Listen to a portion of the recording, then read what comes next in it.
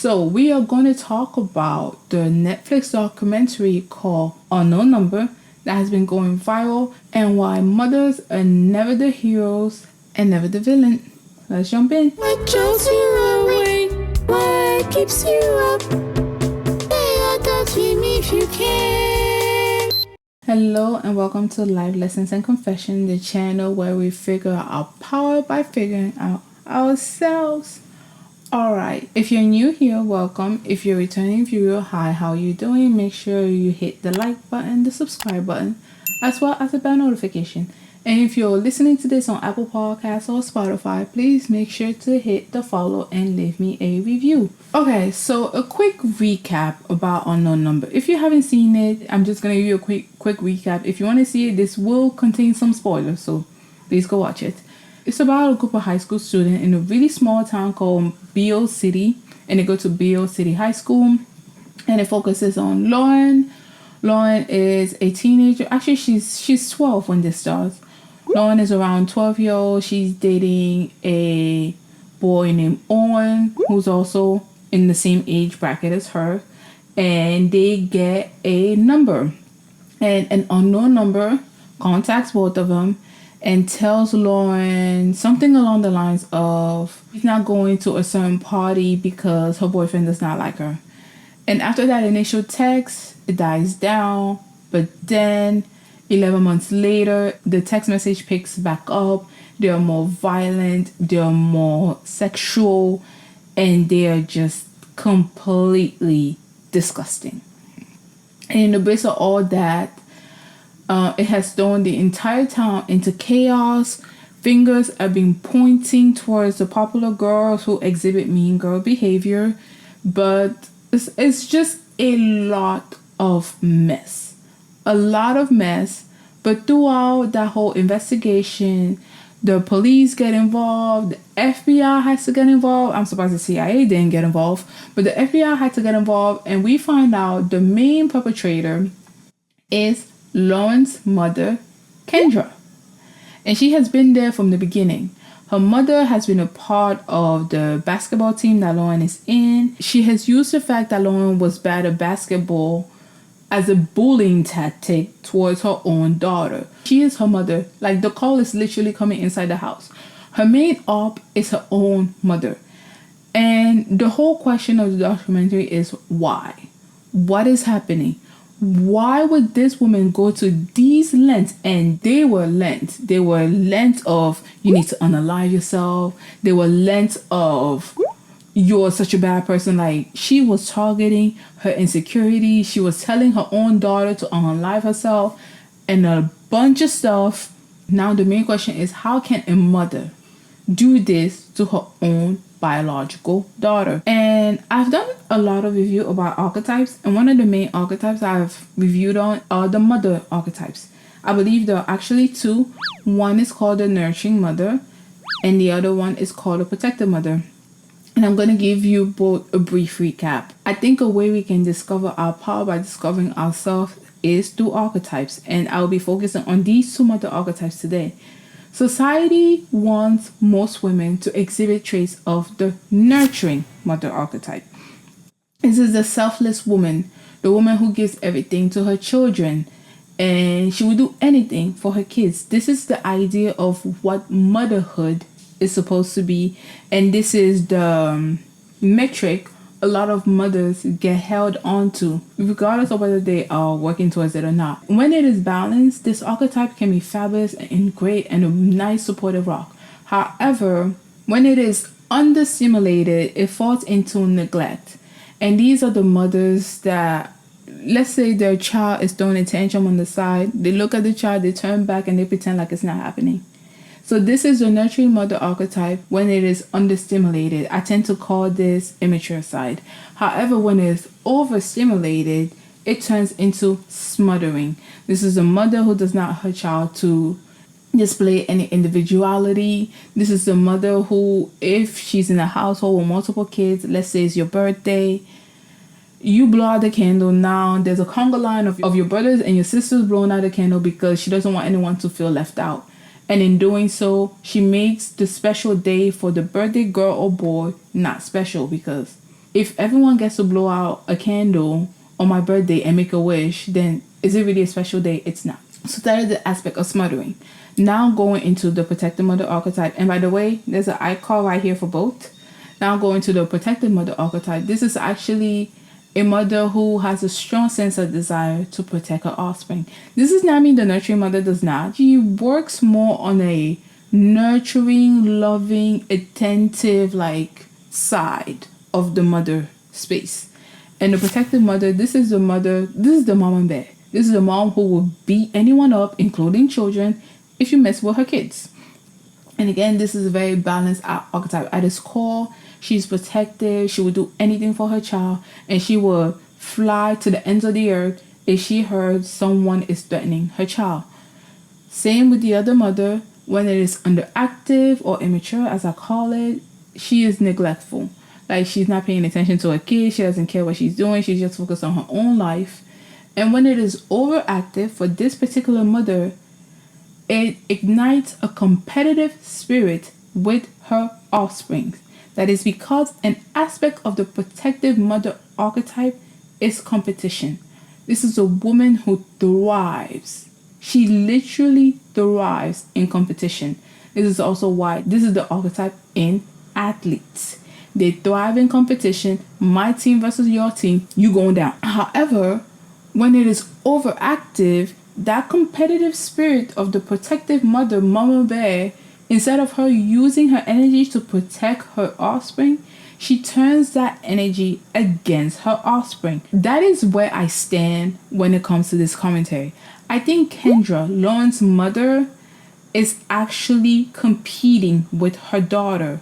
However, the one thing I've always said in any of my archetypal analysis is society wants women as a whole. They don't care about you individually. We already know this, okay? They want women as a whole to exhibit traits of the nurturing mother archetype. This is the nurturing mom.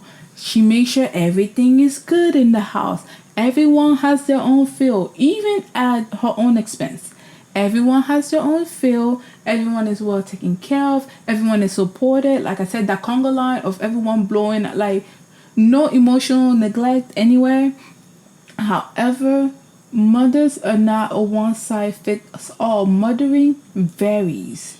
There are actually 8 different archetypes, and all of them are 8 different type of mothers. However, these are the main archetypes that I've just labeled more so mom archetypes, because they genuinely love kids, whether it is mama bear or whether it is soft mama who's always caring. They genuinely love kids and they want to have children. So that's how I label that. But to my knowledge, I actually think Kendra is competing with her daughter. But society cannot wrap its mind around a mother who is competing with her daughter, because from the beginning of time, we have been told our secure space and our refuge is in the home. Who is in charge of the home? The mom. Most of the time, the mom is the one who takes care of the home space. She may not take care of the rent, but the person who makes a house into a home is mom, mama, mommy, whatever, right? And we are told this is our secure space. This person, out of every single person in the world, is the one who is meant to support us, guide us, and love us. Unconditional love is literally described as mom's love. But what happens when your mom is in competition with you in a society that says mother your refuge? There's a dissonance. When something does not reflect what we've been told, we have something got to give, something got to break down. Either you accept it for what it is and you change your perspective on how you think, or you basically say, well, maybe there's something more to the story. I still want to believe what I want to believe, but maybe for this particular story, it actually appears this way. And I think that's where Netflix messed up. They kept asking her leading questions, such as, did you actually do this to your daughter? Basically, bully your daughter and threaten her to unalive herself. Because this is how wild the text messages were. And there were a lot of text messages on a daily basis. 50, 80, every single day. That is insane. That is wild. That is addiction right there. But one of the ways the Netflix, I guess, staff or the interviewers went is, did you do this because for you this was a form of protection? How is she protecting her daughter when she's sending her to unalive herself? How? And they gave her that out. And this lady is probably a narcissist, all right? Any woman who competes with her daughter, there's something going on there. This lady is probably a narcissist, but she went in on that. It's like, yeah, I was a skinny kid. They gave her that out and she took it. She took it and she took no accountability towards the whole thing.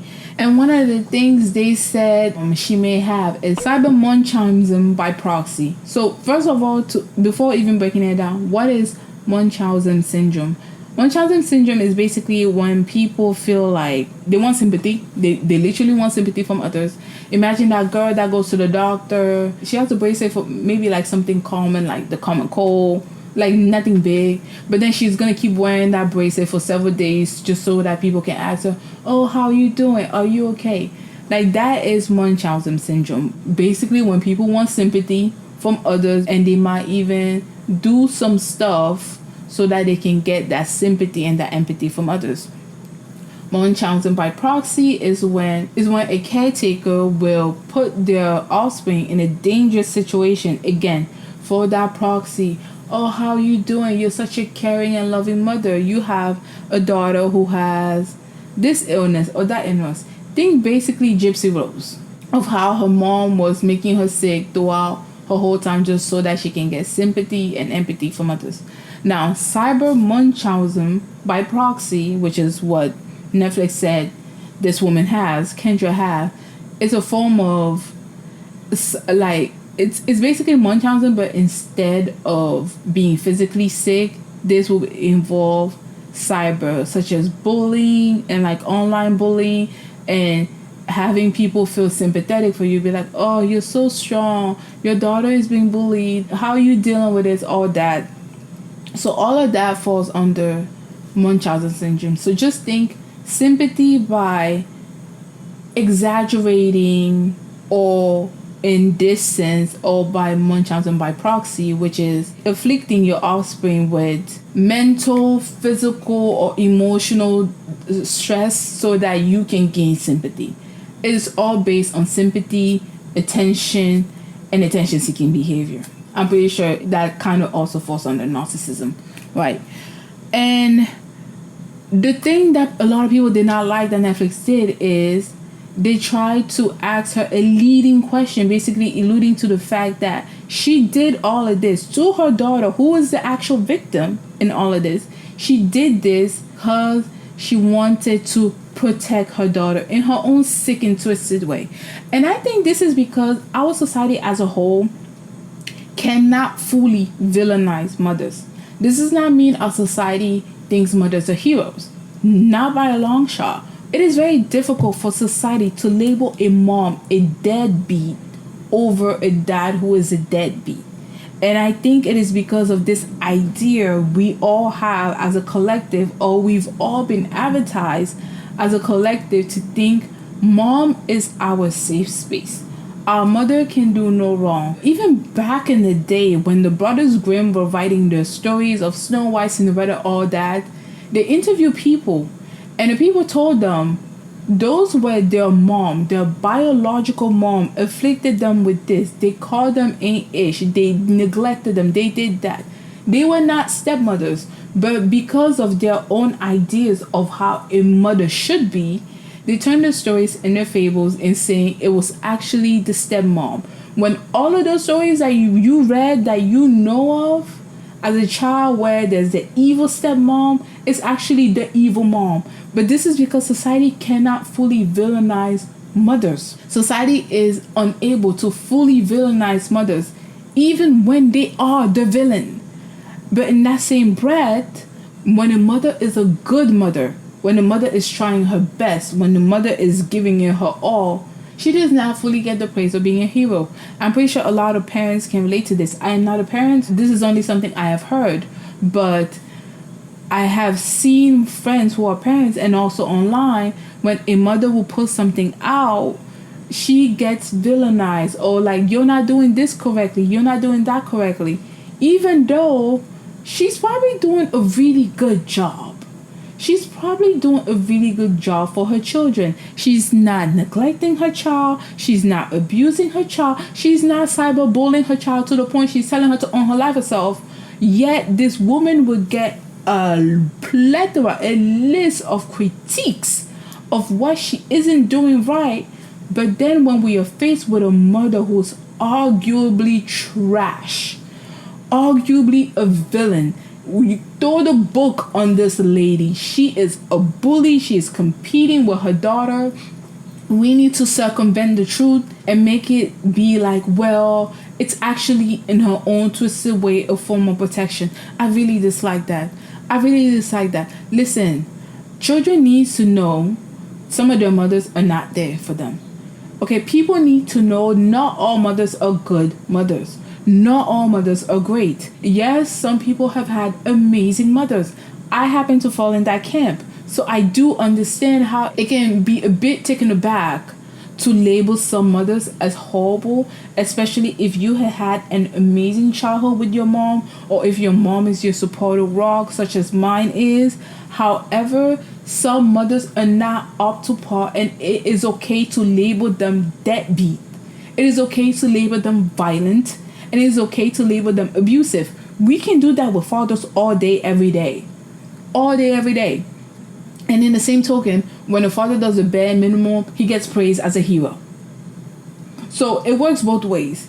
Fathers will get labeled a villain quickly, and they will get labeled a hero just as quickly for doing the bare minimum. But when the mother does something vile, we cannot label her a villain. There's no way. But when she does something that is arguably very good for her child, oh no, you're not a hero. That's what you're supposed to do anyway. Make it make sense. Make it make sense. I am so tired of this. Our society does not know where it stands with women, arguably because our society as a whole, I'm not talking about the individual, okay? I'm talking about society as a whole, patriarchal society as a whole, meaning unless you're living in the Amazon mountains and you're in a remote tribe, this is not applying to you. Society as a whole does not see women as human. Society as a whole, not individually, as a whole, sees women as objects to either have babies or nurture the whole entire globe. And I am so sick and I am so tired of it. And because that has been attributed to being a mother, to being a woman, taking that role of nurturer, of caretaker, of caregiver away from a woman seems as though society can't do it because this is the only sector we have given you. You get to have this. If we take that away from you, then what are you to us? I think all of this falls under the bracket of women are not seen in the world. Women are not seen as equal contributors in the world. Their value is not appreciated. Their value is only appreciated in the household when it comes to raising a family. So if we take that away from you, then you're basically nothing. And our society has to do better. Our society has to do better. Just like men can be villains and heroes, so can women. Women and men can be both villains and both heroes. And it is alright and it is okay to label a mom a villain, to label a mom an abuser, to label her a deadbeat when she actually is. And it is also alright and it is also okay to praise a mother for doing her best, to praise a mother for acting on the information she had at the time, and to praise a mother for course correcting when she discovers something better or when she finds out something was not working before. It is alright to praise her for that. But maybe that's too much for our society to take. I don't know. Please let me know what you thought of this take in the comment section below. Do you agree or disagree with me? I just feel like we need to come to a point where we humanize mothers.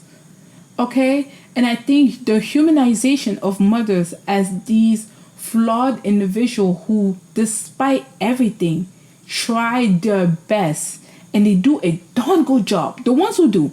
And the ones who happen to do a darn good job with what they have, that should be praised. That should be elevated. I'm sure they're elevated by their kids, which I hope they are, okay? If you are not praised by your child and you are out here doing the thing, most of the time when people are doing the thing, they feel like they're not doing the thing. So if that's where you lie, I'm praising you right now. Kudos to you. My mom is the exact same way. She's always taking care of people, always doing the thing. She never feels like it's enough when she is more than enough. Okay? So kudos to you, and kudos to all the other mothers who are out here doing their thing and feeling like there's more to be done. You've done it all.